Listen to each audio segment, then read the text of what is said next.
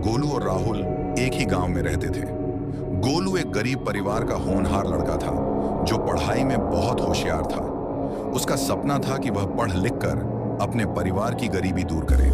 दूसरी ओर राहुल एक मध्यम परिवार से था।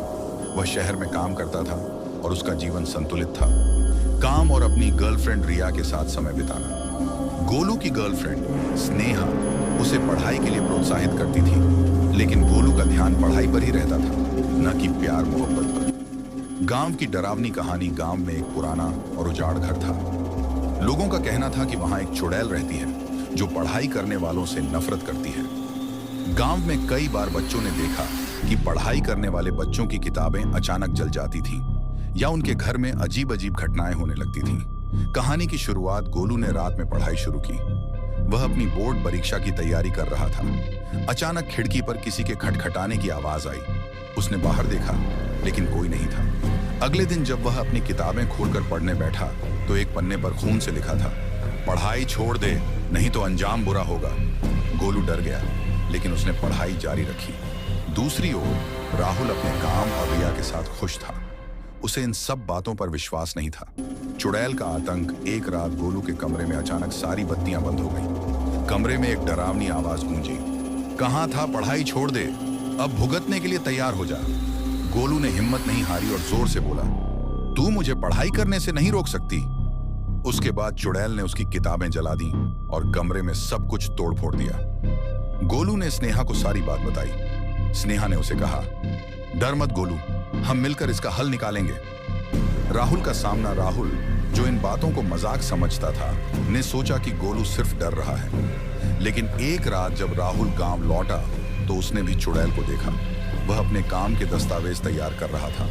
तभी अचानक उसके कमरे में ठंडी हवा चलने लगी। एक डरावनी परछाई उसके सामने आई और बोली, तुम सब मेरे इलाके में पढ़ाई या काम नहीं कर सकते, यह मेरी जगह है।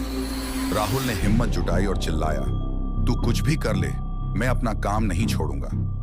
चुड़ैल की सच्चाई। गोलू और राहुल ने मिलकर गांव के बुजुर्गों से इस चुड़ैल की कहानी पूछी। पता चला कि यह चुड़ैल कभी गांव की एक होशियार लड़की थी। वह भी पढ़ाई में बहुत अच्छी थी, लेकिन गांव के कुछ लोगों ने उसकी मदद नहीं की और उसकी मौत हो गई। मरने से पहले उसने कसम खाई थी कि कोई भी इस गांव में पढ़ाई या तरक्की नहीं करेगा। चुड़ैल का अंत। गोलू, राहुल, स्नेहा और रिया ने मिलकर चुड़ैल की आत्मा की शांति के लिए पूजा की और गांव वालों को उसकी कहानी बताई। उन्होंने चुड़ैल से कहा, हम तेरी अधूरी इच्छा पूरी करेंगे, इस गांव में हर बच्चे को पढ़ने का मौका मिलेगा। चुड़ैल की आत्मा शांत हो गई और अंत में उसने कहा, मुझे माफ करना, मैं गलत थी।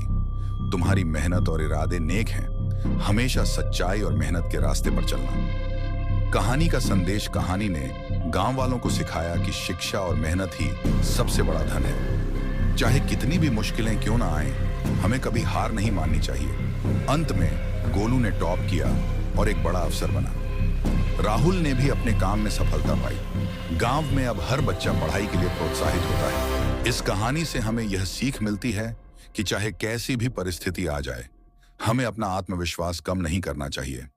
सफलता एक न एक दिन हमारे हाथों में होगी। और आपको ये कहानी कैसी लगी, कमेंट में जरूर से बताएं। अगर कहानी का एक भी पार्ट आपको अच्छा लगा हो तो वीडियो को एक लाइक जरूर से कर देना।